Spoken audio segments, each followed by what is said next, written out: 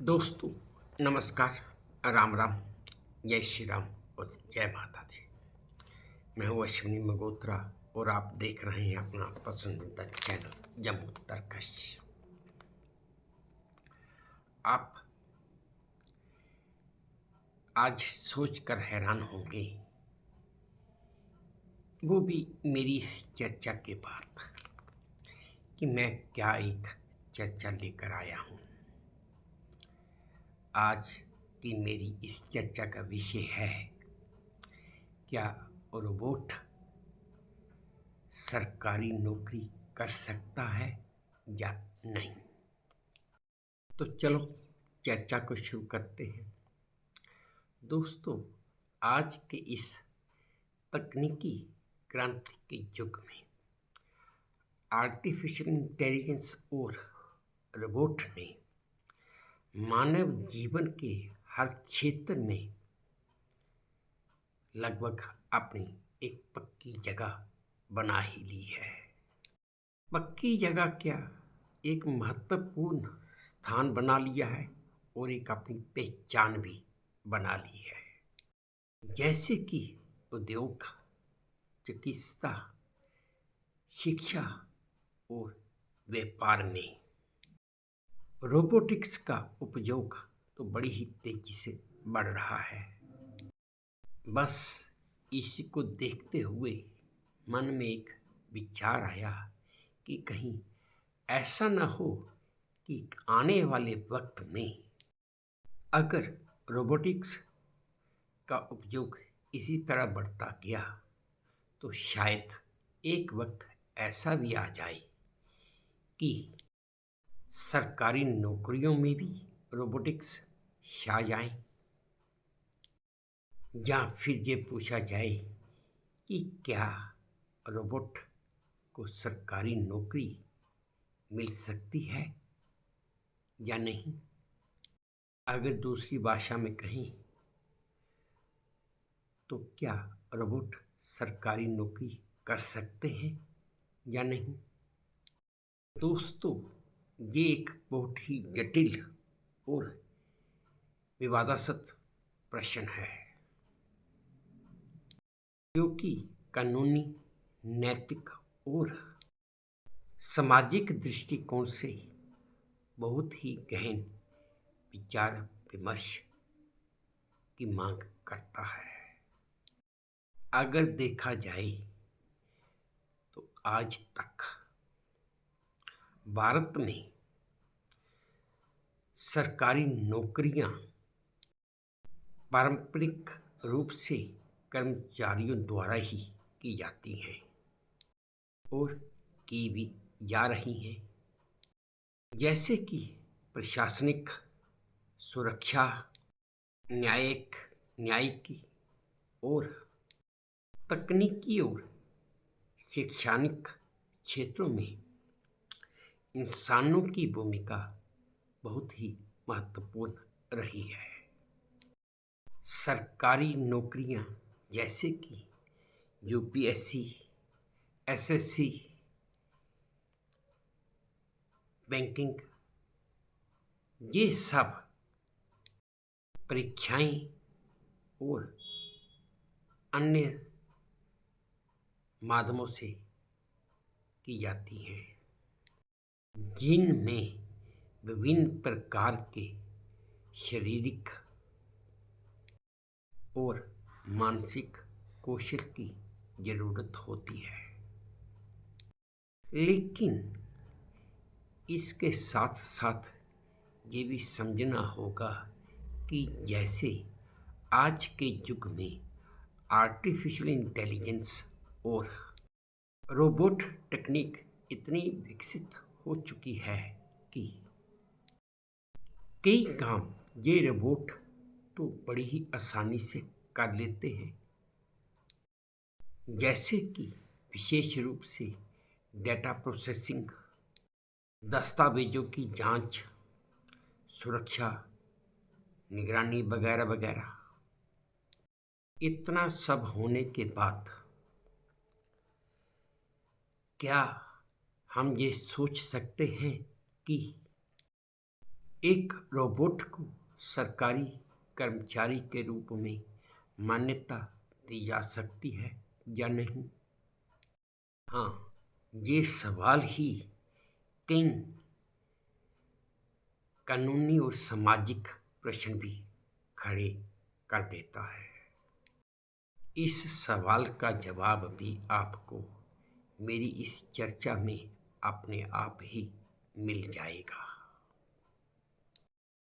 पर अभी जरा ये विचार करके देखते हैं या समझने की कोशिश करते हैं कि किन किन कामों के लिए सरकार अगर अपने विभाग में, सरकारी विभाग में रोबोट को रखना चाहे तो कैसे रख सकती है, किन किन कामों के लिए रख सकती है और किन किन कामों में आने वाले वक्त में रोबोट को रखने की संभावना अधिक हो जाती है। जैसे कि गश्त,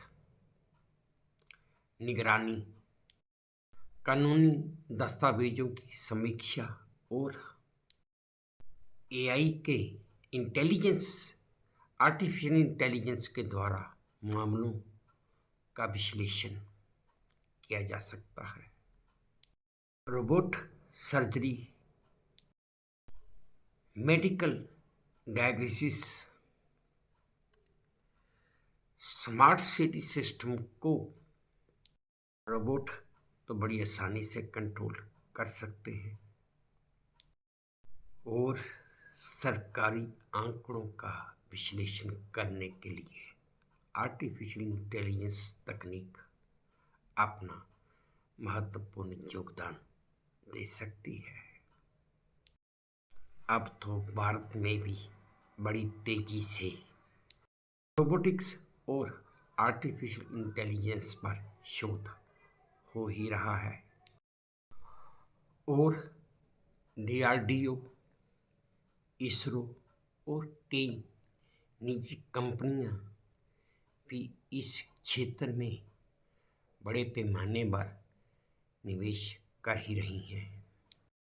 आज के इस दौर में जैसे भारत में स्मार्ट सिटी और डिजिटल गवर्नेंस को बढ़ावा दिया जा रहा है, इसी कारण रोबोटिक्स और आर्टिफिशियल इंटेलिजेंस की संभावना दिन ब दिन बढ़ती जा रही है।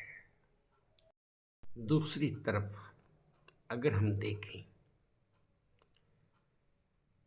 तो ये भी पता चलता है और समझ में भी आता है कि रोबोट इंसान से ज़्यादा तेजी के साथ काम कर सकता है, लगातार बिना थके हुए, बिना रुके हुए काम कर सकता है। और तो और रोबोट के काम करने में गलतियों की संभावना बिल्कुल ना के बराबर होती है। वहीं दूसरी तरफ इंसान में भावनात्मक बुद्धिमत्ता, नैतिक निर्णय और अनुभव और सहानुभूति के साथ काम करने की क्षमता होती है, जो कि रोबोट में नहीं होती। और हाँ, इंसान के काम में गलतियों की संभावना कुछ अधिक होती है, यानी कि रोबोट से ज़्यादा होती है। अगर ध्यान से देखें और समझने की कोशिश करें कि अगर कल को रोबोट सरकारी नौकरी या सरकारी कर्मचारी बन जाता है तो उसके क्या क्या फायदे हो सकते हैं। इसका सबसे बड़ा फायदा तो ये होगा कि जिस कार्य के लिए रोबोट को रखा जाएगा वो कार्य बड़ी तेजी से और बड़ी ही सटीकता के साथ संपन्न होगा। दूसरा सबसे बड़ा फायदा ये होगा कि घूस यानी कि रिश्वतखोरी और पक्षपात की संभावना बिल्कुल ही खत्म हो जाएगी। और तो और रोबोट के काम करने की वजह से काम काज की प्रतिक्रिया भी बिल्कुल पारदर्शी हो जाएगी, क्योंकि रोबोट तो भावनात्मक और पूर्वाग्रहों से मुक्त होते हैं, जबकि इंसान इन चीज़ों से मुक्त नहीं होता। अब अगर दूसरी तरफ देखें तो ये भी समझना होगा कि अगर रोबोट को सरकारी नौकरियों में शामिल किया गया या किया जाता है तो लाखों लोगों की नौकरियों पर इसका प्रभाव पड़ेगा। लाखों लोगों की नौकरियां चली जाएंगी, जिस वजह से एक बहुत ही बड़ा सामाजिक संकट खड़ा हो जाएगा। पर इसके साथ ये भी समझना होगा कि क्या रोबोट को एक कर्मचारी माना जा सकता है या समझा जा सकता है या नहीं? क्या रोबोट संवैधानिक रूप से सरकारी कर्मचारी के रूप में काम कर सकते हैं या नहीं? और तो और क्या रोबोट्स के द्वारा लिए गए निर्णयों पर या किए गए काम पर सवाल उठाए जा सकते हैं या नहीं? पर भारत का श्रम कानून कर्मचारी अधिकार और संवैधानिक प्रावधान रोबोट्स को सरकारी कर्मचारी के रूप में मान्यता नहीं देते हैं। लेकिन ये कानून भी और दूसरे कानूनों की तरह बदले भी जा सकते हैं या इनमें कुछ सुधार भी किया जा सकता है। अगर दूसरे देशों की बात करें तो चीन में रोबोट्स पुलिसिंग यानी कि पुलिस की तरह काम कर रहे हैं। जापान में तो रोबोट सरकारी कर्मचारियों के असिस्टेंट के रूप में काम कर रहे हैं। इसी तरह यूरोप के कई अन्य देशों में भी रोबोट सरकारी काम कर ही रहे हैं। मेरे हिसाब से अगर मेरी इस चर्चा पर आम जनता की राय ली जाए तो वो राय एक जैसी नहीं हो सकती, वो राय विभाजित होगी, क्योंकि कुछ लोग इसे एक प्रगति का मार्ग बताएंगे, प्रगति के रूप में देखेंगे, और कुछ लोग इसे एक बड़े पैमाने पर बेरोजगारी बढ़ाने वाला कदम मानेंगे।